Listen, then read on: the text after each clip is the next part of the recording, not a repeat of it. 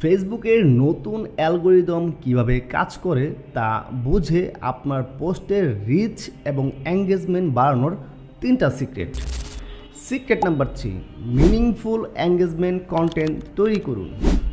Facebook এখন শুধুমাত্র আপনার পোস্টের লাইক এবং শেয়ারের উপর নির্ভর করে না, বরং আপনার পোস্টের কমেন্ট, ওয়াচ টাইম, শেয়ার এবং মিনিংফুল কনভারসেশনকে বেশি গুরুত্ব দেয়। আপনি কিভাবে করবেন? আপনার পোস্ট এমনভাবে তৈরি করুন যেন আপনার পোস্টে আপনার অডিয়েন্স অটোমেটিকলি তাদের মতামত এবং কমেন্ট করতে বাধ্য হয়। উদাহরণস্বরূপ, আপনার মতে কোনটি ভালো, এ অথবা বি? এমনভাবে আপনি আপনার পোস্ট তৈরি করুন এবং আপনার পোস্টে লাইক, কমেন্ট, শেয়ার এগুলো সরাসরি চাওয়া থেকে বিরত থাকুন এবং আপনার ফেসবুক গ্রুপে নিয়মিত অ্যাক্টিভ থাকুন এবং আপনার পোস্ট নিয়ে আলোচনা তৈরি করুন।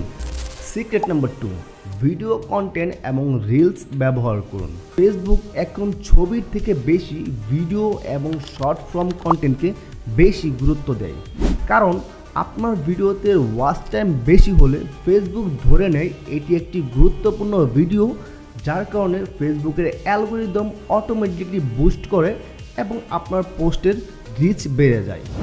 আপনি কিভাবে করবেন?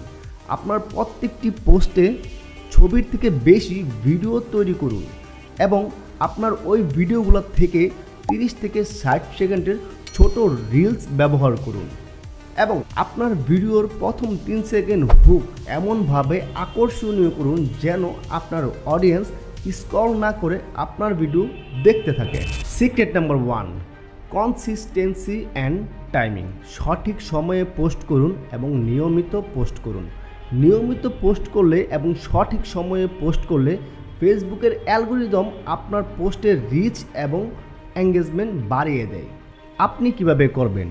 সপ্তাহে অন্তত 3 থেকে 5টি পোস্ট করুন এবং নির্দিষ্ট একটি টাইম নির্ধারণ করুন, যেমন সকাল 8টা থেকে 10টা পর্যন্ত এবং সন্ধ্যা 7টা থেকে 10টা পর্যন্ত।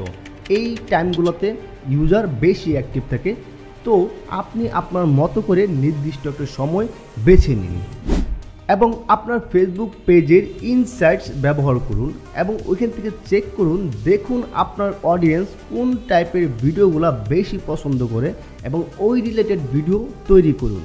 আপনি যদি এই 3টি সিক্রেট নিয়মিত ফলো করতে পারেন এবং নিয়মিত অ্যাপ্লাই করতে পারেন, তাহলে আপনার ফেসবুক পোস্টের রিচ এবং এঙ্গেজমেন্ট বেড়ে যাবে ইনশাআল্লাহ।